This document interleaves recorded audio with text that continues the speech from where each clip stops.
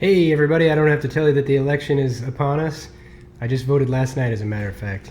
And as I was looking through my ballot and the pamphlet, the voter's pamphlet, I was struck by the language of some of these bills or, you know, um, I guess what do you call them? They're amendments and so forth.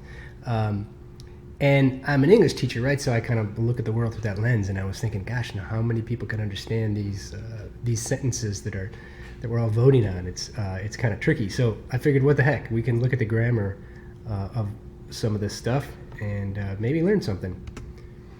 There's our voters pamphlet, November 3rd, coming up. I made this up. This is not exactly on the ballot, but it's what these things look like. It's very much what they look like.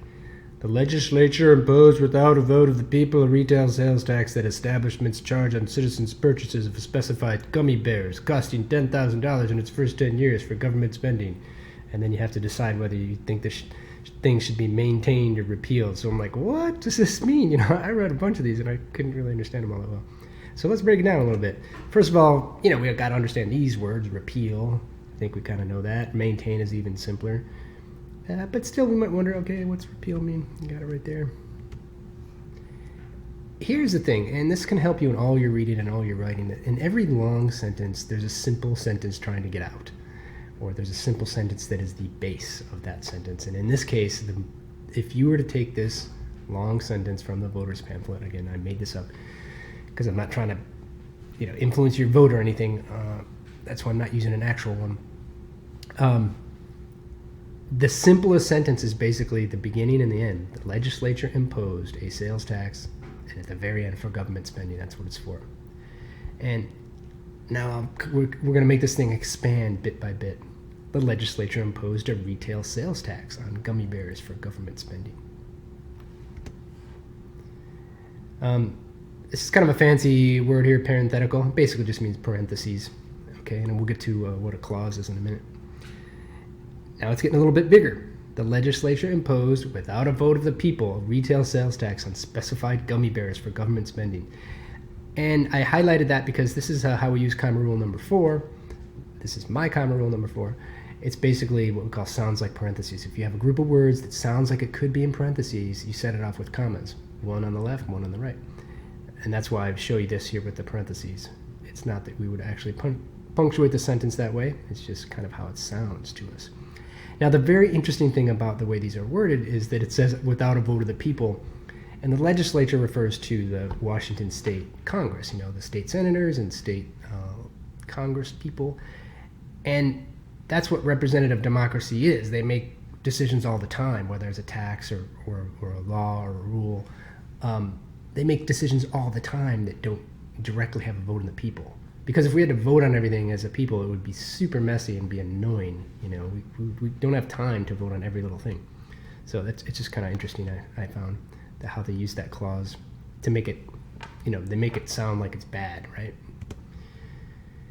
And then, in my opinion, and this is just my opinion, you don't have to take my word for it, but I have a hunch that they make these things especially wordy on purpose to make them a little cloudy. That's why I used the word obfuscate in the beginning of the presentation.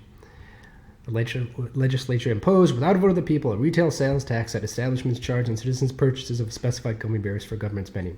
Okay, so, you know, a real person trying to write a tight sentence would just say a sales tax on gummy bears, you know.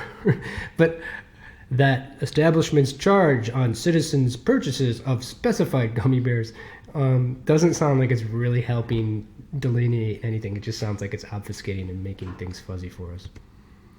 And here's the whole thing getting bigger and bigger and bigger. There are 2 places where comma rule number 4 is used, and I've highlighted them in yellow for you there. Now notice that you can read the sentence without these yellow parts. Go ahead and do that for a second. You'll hear that they don't actually have to be there.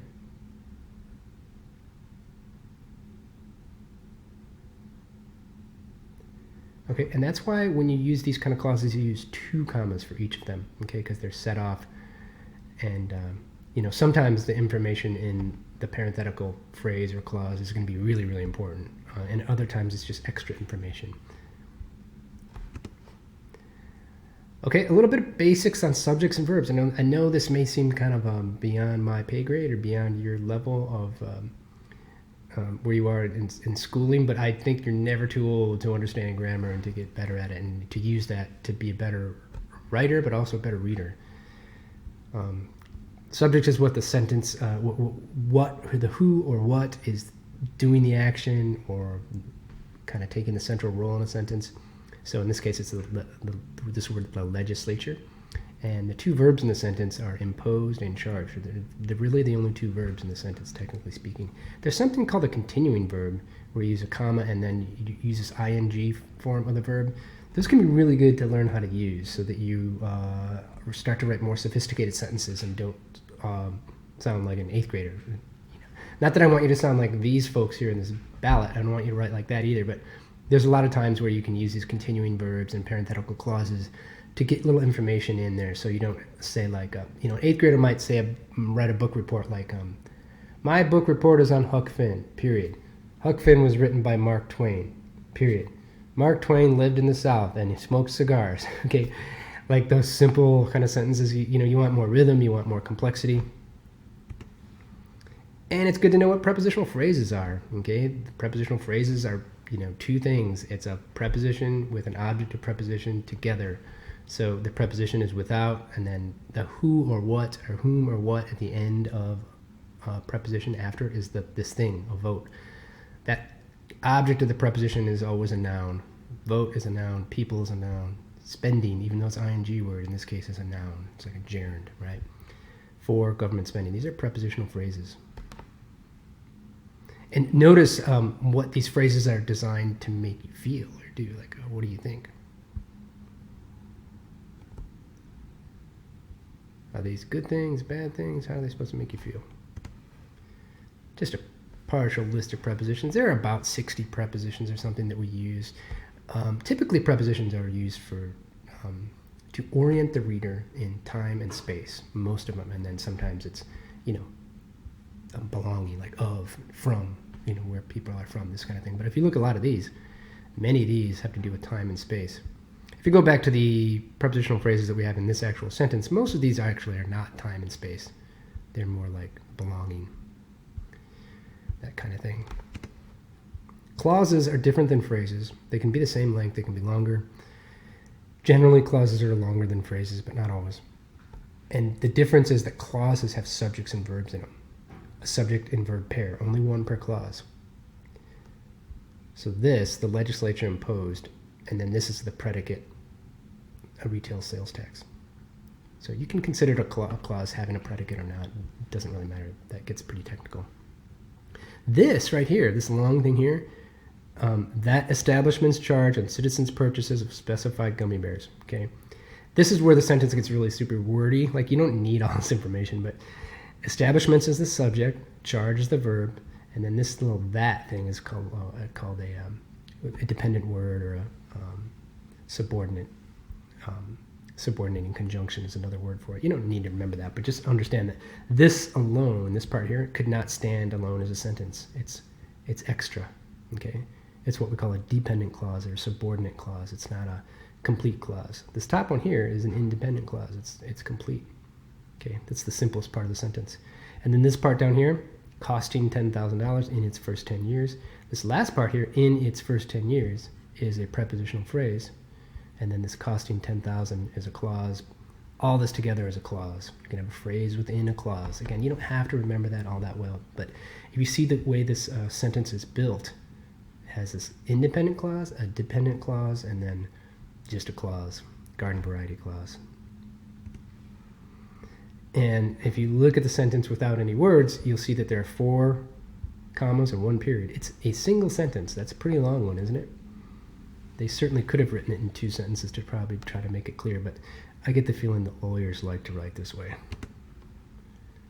Just to review, if you haven't looked at this yet, my comma rule number 4, this is not somebody else's. You can give it any number you want, but I gave it number 4 because I have a handy-dandy list there for you on your Canvas shell. You can hear when a group of words interrupting a sentence and sounds like it's in parentheses, and that's when you use the 2 commas. So I say, Barry Manilow, that cheesy songwriter, came over to my house last night and ate chicken. Okay, this part here in the middle, that cheesy songwriter, is it's a parenthetical clause. It's extra stuff. Okay, it's really more like a phrase, not even a prepositional phrase, but it's extra information, and yeah, it tells you kind of like who this guy is or how I feel about him. And sometimes that stuff is going to be essential, and sometimes it's not. It doesn't really matter, but you can see that you can read the sentence without it. Barry Manilow came over to my house last night and ate chicken. Barry Manilow is the subject. Came is the verb. So a lot of times you have a subject, a bunch of stuff in between, and then you have the verb. So again, just to kind of review, there's all kinds of little detours that we use. Most people, especially football coaches, hate to admit they are wrong. So if we go back to our sentence from the beginning, the one that you're going to vote on, you're not really going to vote on gummy bears, right? But you're going to vote on stuff like this. Take a look at that now and see if you understand it better.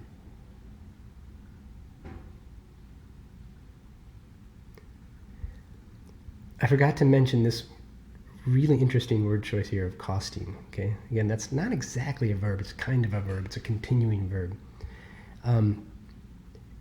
You could easily use the word raising if you wanted, like we're raising $10,000, but that has a different feel to it, doesn't it? If you say something costs $10,000, does that sound good or bad?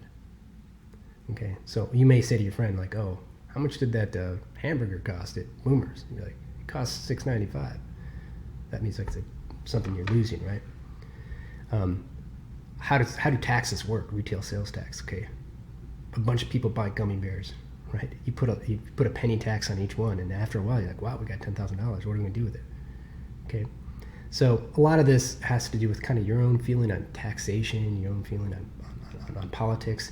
If you are a super anti-tax person, like Ron Swanson from the Parks and Rec, you might like what's going on here because you see how it's kind of clouding things and it's making this tax seem bad, and you might be like, yeah, that's a clever way to repeal these taxes because I feel like we're overtaxed. If you're someone who, say, wants to start a dental clinic or something for the poor, and you say, well, that's what we're going to use this money for, the gummy bear money, because gummy bears give people cavities. So it could be, I'm just speculating here, that this $10,000 would be, used for like mobile dental vans or something like that, in a perfect world, right, where all the politicians are making the right decisions and, using the money wisely. Those are all kind of decisions we have to make as voters and as members of democracies. Where do we draw the line? Where's a smart tax, and where's it, when is it waste? So that's kind of for you to decide. But I find it very clever, like this word costing, and also this without a vote of the people. Okay. Again, you might like this. You might think, yeah, this is clever. This is cool. Or you may say, man, this seems like it's kind of clouding things for me and not really educating me as a voter. But that's why you go to school, right? That's why you get educated. We'll close with that last little image of the voter box. All right, everybody, you have a good week, and I hope you enjoy this wonderful fall weather.